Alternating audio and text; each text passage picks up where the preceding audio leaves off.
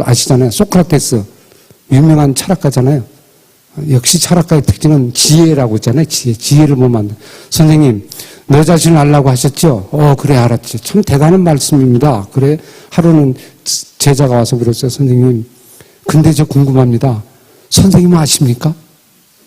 그랬더니 소크라테스가 이런 얘기를 했죠. 알지. 내가 그걸 모르면 어떻게 내가 그 얘기하겠나. 내가 누군지 모른다는 사실 내가 알지, 이 사람아. 역시 도사는 달라요. 도사는. 되게 도가 닦은 사람들 특징이 뭐예요? 안다고 그래요? 모른다고 그래요? 모른다고 그래요. 다 아는데 모른다고 그래요. 나 진짜 모른다고. 그게 이제 지혜의 단계, 겸손해지죠. 이렇게 수그러지는 단계. 그리고 그러려면 마음을 다 비워야 되는 거예요. 전부 비고 원위치로 처음으로 돌아가는 거예요.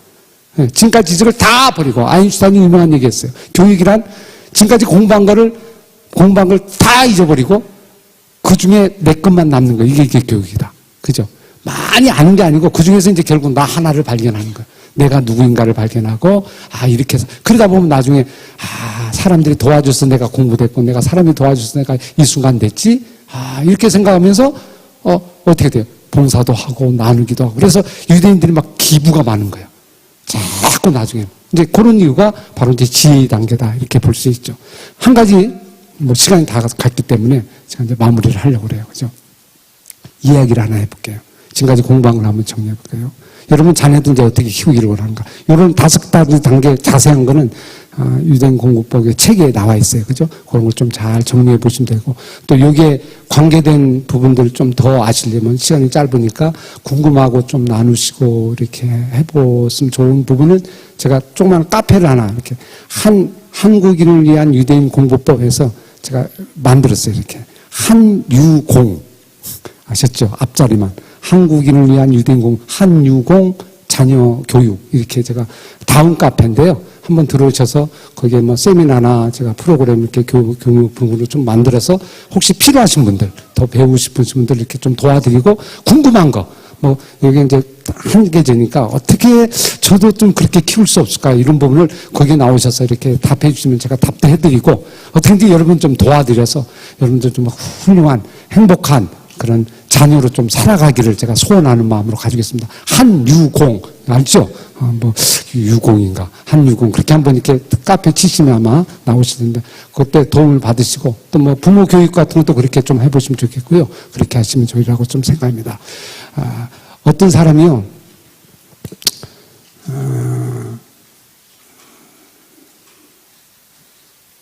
한 마을에 아이가 죽었어요. 근데 죽었는데 누가 죽였냐 찾다 보니까 어느 한 유대인 청년이 딱 지목이 됐어요. 이 사람이 와서 범인으로 지목해가지고 아이를 죽였으니까 사형! 재판에서 사형 언도를 내렸어요. 근데 이 청년은 내가 죽인 적이 없거든 나는. 근데 날 죽였다는 거야. 이거 완전히 보니까 자기를 모함으로 한 거예요. 완전히 희생양이 된 거예요. 희생양이. 미칠 거야. 이게 젊은 날에 앞으로 창창한 내가 이렇게 죽다 되는데 내가 아무것도 없이 이런 가끔 우리 속에도 이런 일이 일어나잖아요. 그죠? 완전히 모함이 된 거예요. 자기가 그냥 억울한 누명이 된 거예요. 미치겠어요. 사형원들을 받았으니 아무리 얘기해도 얘기를 안 해주는 거야. 안 들어주는 거예요. 그래서 고민해서 랍비를 초청했어요. 한번 마지막 기회에 랍비님 어떻게 하면 좋겠습니까? 했더니 랍비가 나와서 이렇게 얘기를 했답니다. 랍비는 유대인의 이제 선생님이죠. 아까 나와서 그래요. 문제가 있다는 것은 방법이 있다는 겁니다. 절대로 포기하지 마세요. 그죠? 끝까지 물고 늘어지세요. 그러면 정답이 보일 겁니다. 살 길이 있을 겁니다. 결코 죽지 않을 겁니다. 그리고 갔어요. 답 좀 알려달라니까요? 아니에요. 끝까지 물고 늘어지세요. 그럼 답이 있을 겁니다. 그리고 갔어요. 그래서 이 사람이 이제 그 다음에 판결을 하려고 그러는데 재판장이 이렇게 얘기합니다. 하도 억울함을 소유하니까 좋다. 나도 좀 이렇게 자존심이 있으니까 그러면 네가 믿는 신, 네가 믿는 그 하나님께 그냥 맡기겠다. 이제 운에 맡기겠다 그런 얘기죠. 여기에 두 장의 종이가 있는데 하나는 무죄, 하나는 유죄다. 두 종이가 있는데 둘 중에 하나를 딱 골라라. 네가 진짜 운 좋게 딱 해서 무죄 고르면 풀려줄 거고 유죄 그러면 너는 죽는 거다. 내가 하는 게 아니고 이거는 하늘이 하는 거니까 너도 그렇게 하라. 그렇게 제안을 했어요. 그거 괜찮아요. 50대 50이잖아요. 근데 이 사람이 가만히 생각해 보니까 그럴 리가 없는 것 같아. 이건 두 장 다 뭐예요? 이거는 다 유죄야. 이건 나 죽이려고 또 완전히 딱 만들어놓은 포맷이에요. 이걸 어떻게 할까? 아무거나 뽑으나 이거 다 걸리는데. 근데 그 앞이 생각이 났어. 끝까지 물고 들어라. 끝까지 포기하지 말라. 답이 있다. 답은 있는 법이다. 문제가 있는 곳에는 답이 있는 거다. 그 얘기가 자꾸 내 입에서 오는 거예요. 그러다가 마지막에 딱 생각이 났어요. 그렇구나. 판사 앞에 딱 섰어요. 자, 마지막 판결 내리네. 내가 내리는 거 아니네. 하늘이 내리는 거네. 나 원망하지 말게. 원망하면 하늘 원망하래. 고수죠, 그죠? 응? 그래서 이 사람이 둘 중에 하나 뽑게. 그래서 하나를 딱 뽑았어요. 먹어버렸어. 아니, 그 먹으면 어떻게 하나, 이 양반아. 그랬더니 판사에게 말. 하나는 무죄, 하나는 유죄라고 그러죠. 제가 먹은 거요. 이건 저도 몰라요. 그럼 그거 하나 펴보십시오. 그거 하나 펴면 그게 유죄에 나오죠. 하나는 무죄라고 아까 했잖아요. 그럼 내 안에 있는 건 뭐예요? 무죄죠. 그럼 나는 뭐예요? 무죄죠. 자, 판사님 펴보세요. 펴보니까 뭐예요? 그래서 풀려났다는 얘기 나와요. 이제 한 얘기인데, 이게, 탈무드에 나오는 얘기예요. 그죠? 예를 들면, 하나 얘기해 볼까요? 그거 가서. 가장 중요한 건 보통 유대인 공부 제가 여기 책에다 뒀는데 4차원으로 이걸 풀어내는 거예요. 토라와 탈무드는 전부 다 4차원으로 풀어요. 4가지 방법으로 노하우를 제가 거기다 넣었어요. 여러분 잘 보셔서 정리하면 되는데 내가 이걸 좀 잠깐 소개해드리고 이걸 갖고 여러분이 적용하시면 가정에서도 하고 할 수 있는 부분이거든요. 나오는데 1차원은 뭐예요? 1차원은 있는 그대로 보는 거예요. 있는 그대로 보는데 이거는 OX잖아요. 내가 누명에 씌워졌어요. 어쩔 수 없어요. 이건 어쩔 수 없어. 그럼 2차원은 힌트예요. 있는 그대로를 먼저 보고 그 속에 힌트를 찾으라. 그럼 2차원이 돼요. 암시가 있다. 뭐든지 암시가 있다. 문제는 다 있는 거다. 모순점을 찾아봐라. 모순이 있다는 거예요. 가만히 생각해 보니까 이 사람에 대한 판사에 대한 모순을 자기가 발견하게 되는 거죠. 아니야. 이게 2개를 돈다는 거는 이게 그럴 리가 없어. 이렇게 줄 리가 없어. 말이 안 되지, 이게. 뭐가 있기는. 그렇게 암시를 찾는 거예요. 그걸 끊임없이 연구를 하는 거예요. 고민을 하는 거예요. 그러면 먹는 방법이 생각이 나는 거예요. 이렇게. 그래서 그게 지혜가 되는 거예요.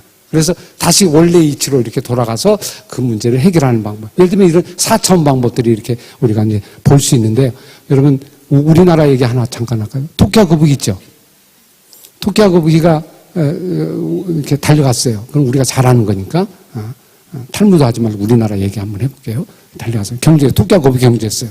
근데 나중에 거북이가 이겼어요. 토끼는 잠자고 나서. 자, 질문해볼까요? 그 얘기는 1차원 알아요. 이상한 거 찾아보세요. 2차원. 이상한 게 있어요. 그걸 히브리 말로 레메지라고 그러는데 이상한 게 뭐예요? 그게 힌트예요. 그걸 문제를 풀으면 돼요. 토끼와 거북이는 다 알죠? 그 다음에 2차. 이상한 거 뭐예요? 토끼가 잔 거.